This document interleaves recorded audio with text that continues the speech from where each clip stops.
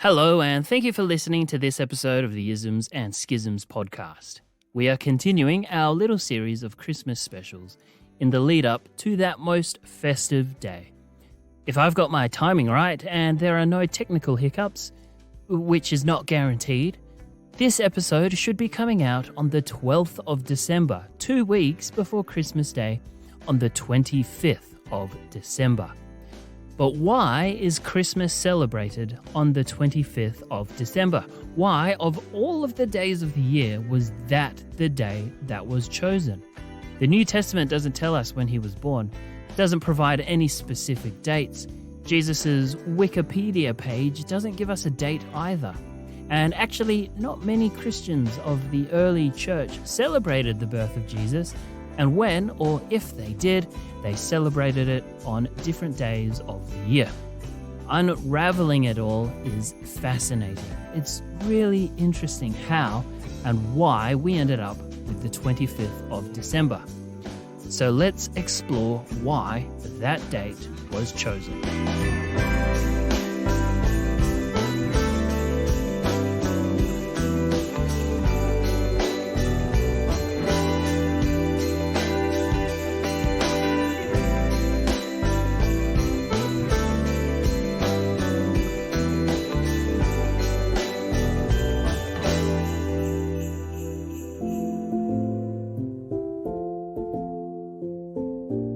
Figuring out why Christmas is celebrated on the 25th of December is actually quite difficult.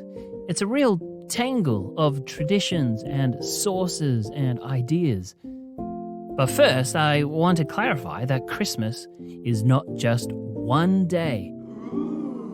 The 25th of December is just the first day of Christmas. Christmas is technically celebrated for 12 days, finishing on the 6th of January, which is Epiphany, commemorating when the Magi visited Jesus. So you can leave your Christmas tree set up for a little bit longer if you want. You don't need to take it down on Boxing Day. The practice of celebrating Jesus' birth was very diverse at first and was not practiced by everyone. But there were some who celebrated Christmas as early as the 2nd century. And then in the 3rd century, it became a big topic of discussion in some parts of the Christian world, but some notable theologians actually did not even mention Christmas, such as Irenaeus and Tertullian. Possible dates of Jesus' birth included August, May, or April. But by the 4th century, the date had settled on the 25th of December. But it was mainly celebrated in the West. The East took a little longer to jump onto the Christmas bandwagon, or should I say the Christmas sleigh. Instead, they celebrated Jesus' baptism. But by the end of the 4th century, Antioch was celebrating the birth of Jesus, and then Alexandria a short time after. In 567, the Council of Tours declared the season of Christmastide, the 12 days of Christmas, to be sacred. The 25th itself became increasingly significant as various rulers were crowned on that day. Charlemagne, Edmund the Martyr, and William I of England were crowned on Christmas Day. The symbolism, of course, being the arrival of a great king and the dawn of a new era. King Richard II held a Christmas feast in 1377, and over the years it grew in prominence as a time to eat, sing, and dance. King James I of England, a man who loved the theatre to the absolute horror of the Puritans of the time, insisted that a play be performed on Christmas night. The Puritans were not fans of Christmas, believing it to be too Catholic, and even related to the beast of Revelation. But the Anglicans of the time wanted more Christmas and bigger feasts and celebrations, so this tension between the two grew. Until the English Civil War and King Charles I was executed, and the Puritans took control and they banned Christmas. That might have been enough to send me to the New World. Oliver Cromwell did his thing, and for about a decade, England existed not as a monarchy, but as a republic. But it didn't really work out, and King Charles's son, also Charles, became king, and he ended the ban on Christmas in 1660. Ho, ho, ho! Merry Christmas! But in the American colonies, Christmas was not really observed, and the 25th of December was a day like any other. Puritan pilgrims opposed Christmas because it wasn't explicitly instructed in the Bible, and because of all of the drinking and dancing and all the fun that would normally be a part of the celebrations. And while we shouldn't be too harsh on the Puritans, it's not that difficult to tell why they got the reputation of being buzzkills. I mean, they are literally the Grinch. Only hairy green monsters would cancel Christmas. Of course, places like Virginia and Pennsylvania, colonies that had little to no Puritan presence, celebrated Christmas freely. But then Christmas did fall out of favor following the American Revolution because Christmas was seen as more of an English tradition. And then after the French Revolution, when all things Christian were outlawed in France, Christmas was banned in France. But then Christmas took off again in the 19th century, closely connected to the ideas of family, generosity, and giving gifts. Special attention was given to caring for the poor. It was during this time that Charles Dickens started writing about Christmas, and then it really took off. Dickens basically shaped modern Christmas. Carols were written, Santa came along at some point, Christmas trees and lights were more of a thing, and it spread across the globe. But why is it celebrated on the 25th of December? Well, actually, it's not celebrated on the 25th in all traditions.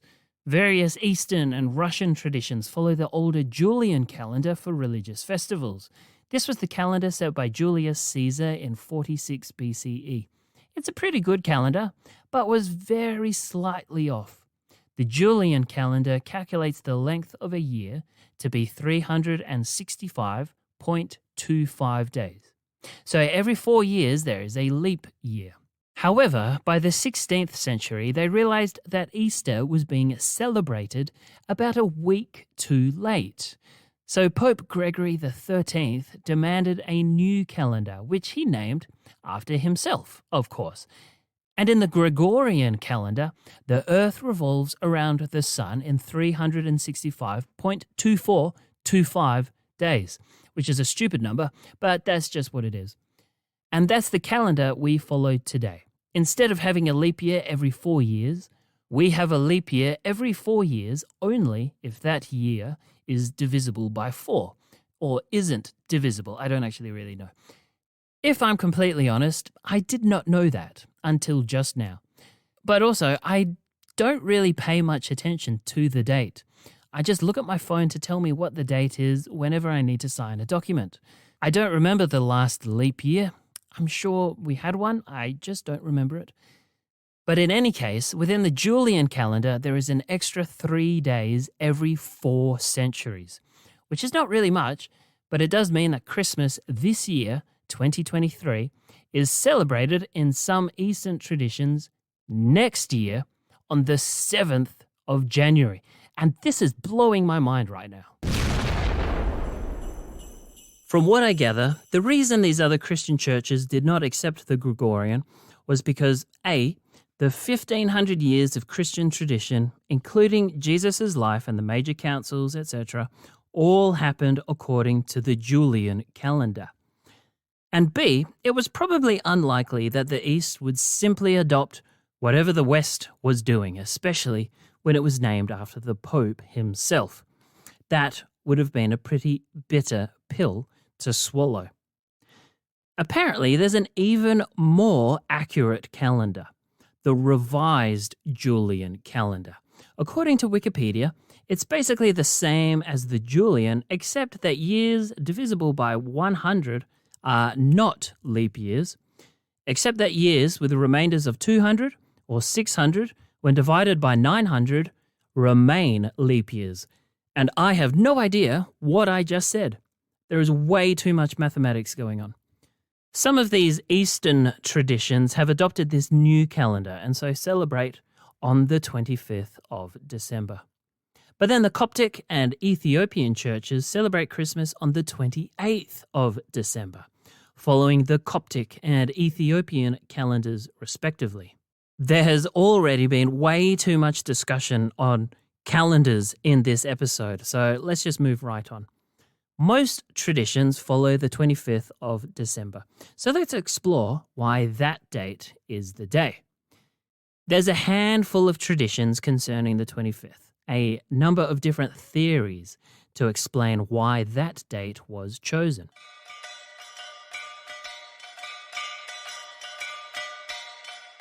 One has to do with the date of winter solstice in the Northern Hemisphere. This is the shortest day of the year, and so each day after that grows slightly longer. Lots of ancient cultures from all over the world celebrated this day, and some connected the day to various sun gods because it was the date that the sun began its return. Some Christians connected Jesus to the sun, the S-U-N, as in the big hot ball of fire, not just the S-O-N, sun, because Jesus was the light of the world.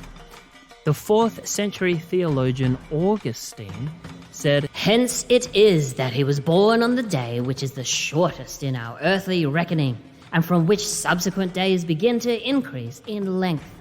He, therefore, who bent low and lifted us up, chose the shortest day, yet the one whence light begins to increase." Of course, it's only the shortest day for half of the world. But Augustine didn't know that at the time. In Roman tradition, the 25th of December was winter solstice, even though technically winter solstice is the 21st or 22nd. And the Romans knew this, but when Julius Caesar implemented his own titular calendar, they continued to celebrate the older tradition of the 25th. And oh my gosh, there is way too much calendar discussion in this episode. The Roman festival that celebrated the birth of Sol Invictus, the unconquered sun, on winter solstice 25th December, capped off a week-long festival called Saturnalia, which included giving one another gifts.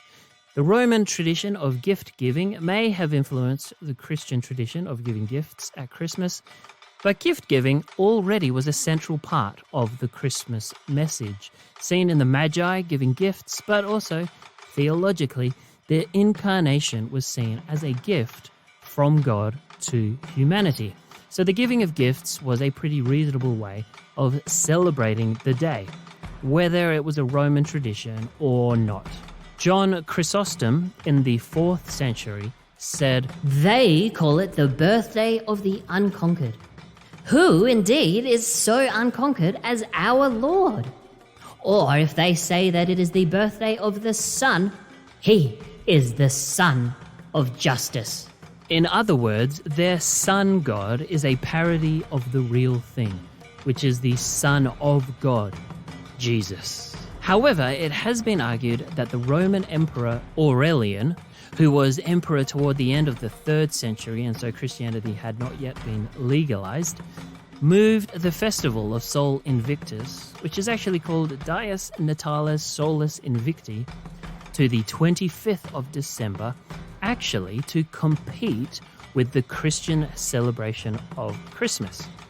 Even though Sol Invictus, the unconquered sun, was actually a Syrian god, Aurelian sought to unite the empire under a single god without replacing all the other gods, and so elevated this particular god. In other words, the Christians were already celebrating on the 25th, and the Romans moved their festival to the 25th to replace Christmas. The problem is, however, that very little information exists about this particular festival. And it's not entirely clear why Aurelian chose the 25th of December to dedicate a newly built temple to Sol. Possibly because that was winter solstice, not an uncommon day to celebrate solar deities. There is logic here. But there's not really any data to support the argument that this date was chosen to compete with Christmas. We don't really have much evidence of either Christmas or the festival of Sol Invictus before this date. So it's kind of a chicken and an egg thing.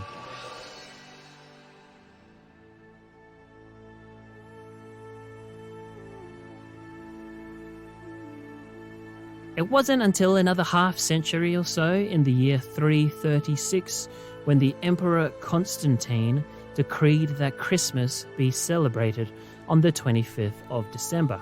This isn't to say that Christmas hadn't previously been celebrated on that date, but now it was formalized. And this is the first concrete piece of evidence of Christmas being celebrated on this particular date. But Constantine is a tricky fellow. He ostensibly converted to Christianity after the Battle of the Milvian Bridge and was the first emperor to legalize Christianity in the Edict of Milan in 313. However, the extent to which he was truly committed to Christ is difficult to figure out. He suppressed some of the practices of other Hellenistic religions. He built churches, convoked the first ecumenical council, and began the process of formal canonization of the Bible. Sounds pretty good. However, he still technically permitted other religions and even continued to build structures dedicated to other gods. He didn't really incorporate Christian symbolism into any of his great projects, but he did make dedications to the likes of Apollo, Diana, and Hercules. The coins he issued included images of Sol Invictus.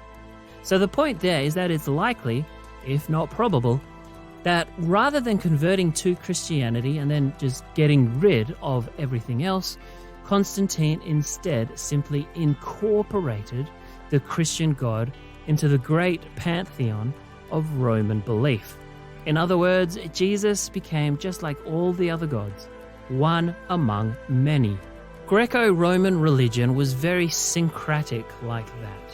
As the empire expanded, so did the number of gods, as new people and new religions came into the Roman fold.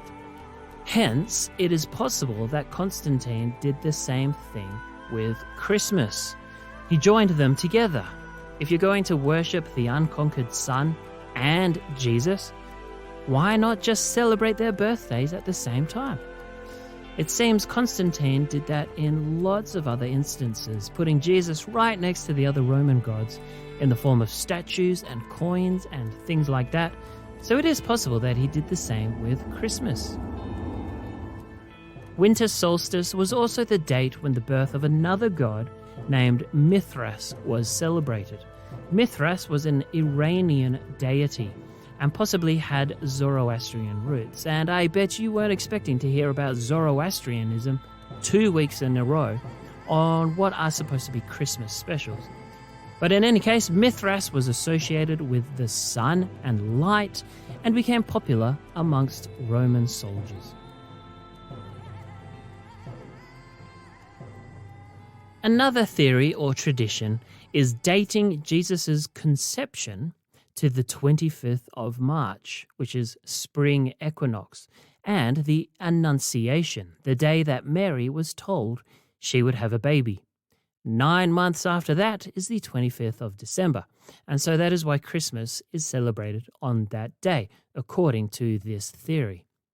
Early Christians celebrated everything on the 25th of March, because it was roughly equivalent to the date of Passover. Tertullian celebrated Easter on this date. There was also a Jewish tradition that great men died on the day of their birth. If Jesus died at Passover, as the Gospels say, then he was born on Passover 30-odd years earlier. Or he was conceived on that day. The latter became the tradition. All the Passover smells of bitter herbs, matzo balls, and apricots just got the romance in the air. And so Jesus was conceived. But there's another similar theory. The Christian historian Sextus Africanus, in the year 221, suggested that the 25th of March was the day creation came into being, largely due to it being the spring equinox. Hence, it makes sense that Jesus was conceived on that day. Well, some sort of sense, at least. So far as determining the actual historical date of Jesus' birth goes, neither of these are great reasons. Great men dying on their birthday, first day of creation being spring equinox, sound just a tad superstitious and perhaps a little northern hemisphere centric. Plus, pregnancies actually last a little longer than 9 months on average. The 6th of January would probably actually be a little bit more accurate. But regardless, it is true that Afrikaners believed these traditions and so put Christmas on the 25th of December. It has been suggested by some that the appearance of the angels to the shepherds watching their flock by night in the Gospel of Luke might suggest that Jesus was born in the warmer months rather than in December, when it would be cold. But the truth is that the shepherds would watch their flocks at all times of the year. It's not like wolves and other predators just stopped eating when it was cold. Pre-Christian Germans celebrated a winter festival called Yule in late December and January. It's not exactly clear what this period of time commemorated or celebrated because much of our knowledge of Germanic or Norse practice and belief come through a very Christian lens. But it probably has to do with the Norse deity Odin and involved feasting. It might have had something to do with ancestral veneration.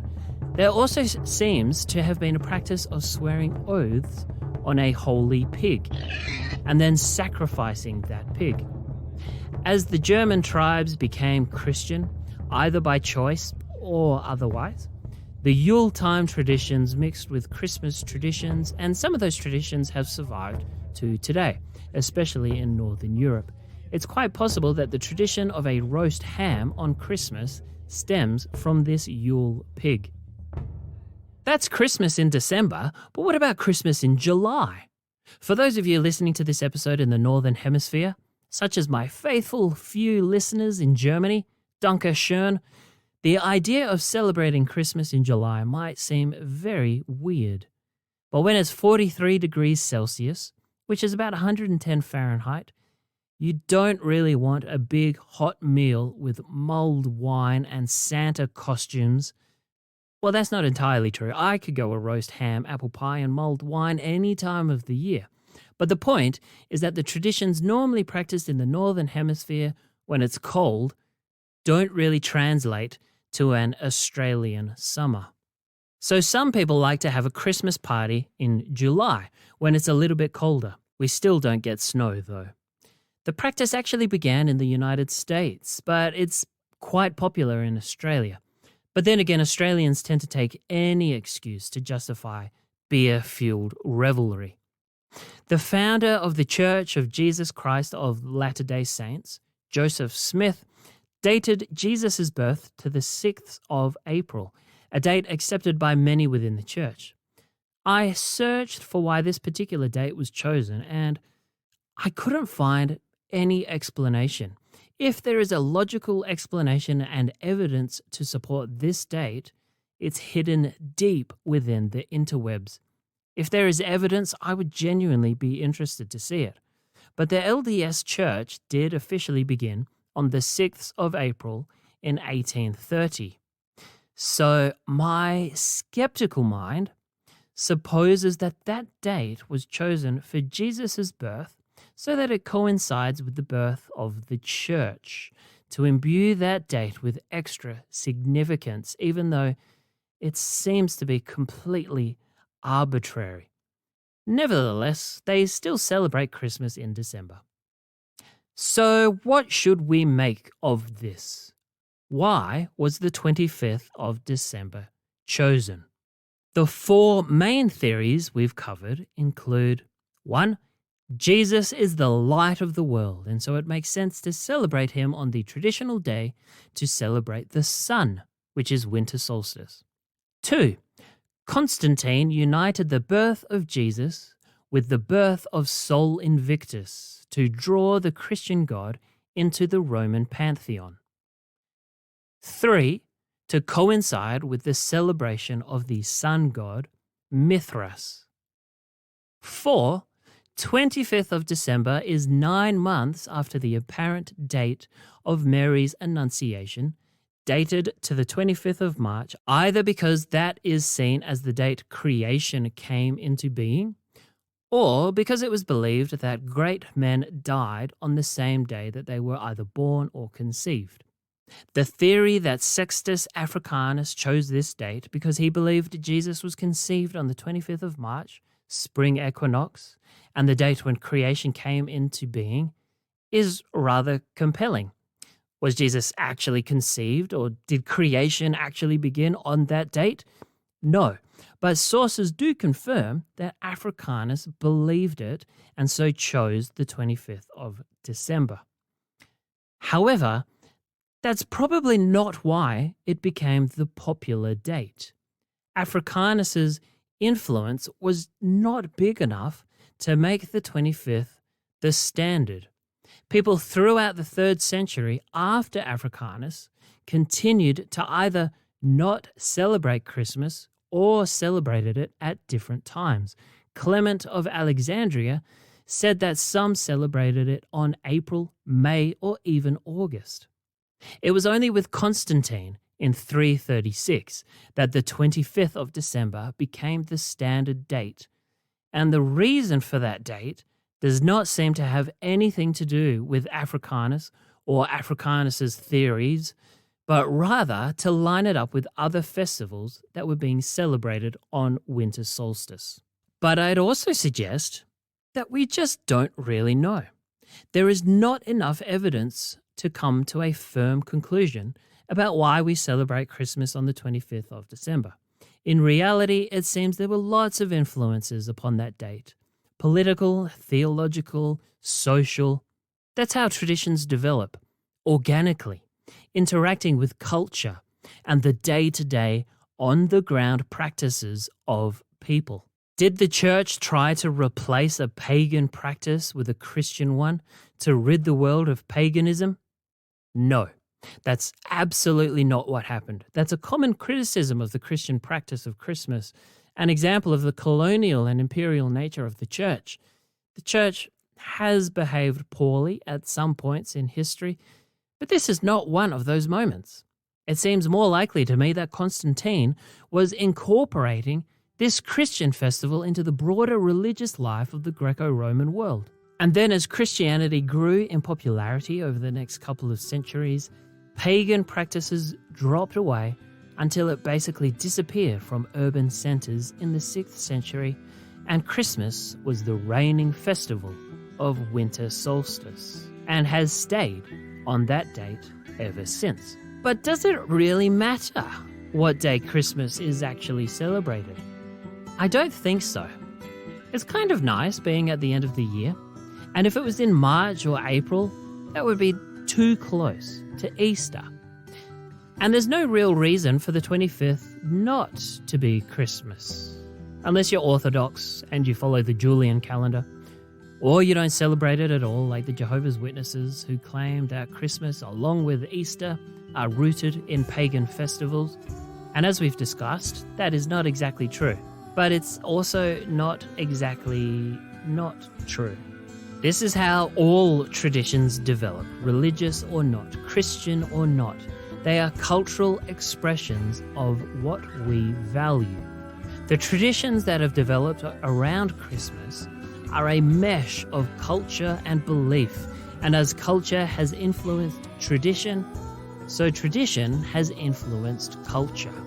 If the 25th was chosen because it lined up with pagan tradition, so be it. It takes nothing away from Christmas, and I don't think anyone really celebrates Sol Invictus anymore anyway. We choose to celebrate, remember, commemorate those special occasions in ways that make sense and have meaning and symbolism and significance to us, because we are human, and our celebrations, like Christmas, are human. And you could say, from a certain perspective, that Christmas is not just a human celebration, but a celebration of humanity, in that it marks the day that God became human, thereby elevating humanity. Christmas is about the synthesis of the sacred and the mundane, the divine and the human. So it's not surprising that we would incorporate human ways of celebrating this event. And so we celebrate it on the 25th of December, according to the Gregorian calendar or the revised Julian calendar. So I hope you enjoyed this episode and all the calendar talk, the penultimate episode of 2023. Next week we'll be finishing off the year by looking at this claim that God became human, the incarnation. I hope you've had a wonderful Advent season so far. I hope you've hung your greens and have set up 12 magi in your nativity scenes, and maybe one of them is black. That will make sense if you listen to the episode on the Magi. There's only 2 weeks left until Christmas. Your Christmas present to me could be leaving a review or a rating. Unless you're my wife, then you have to get me a real present as well. This episode was recorded on the traditional lands of the Whadjuk Noongar people. I look forward to examining more isms and schisms with you.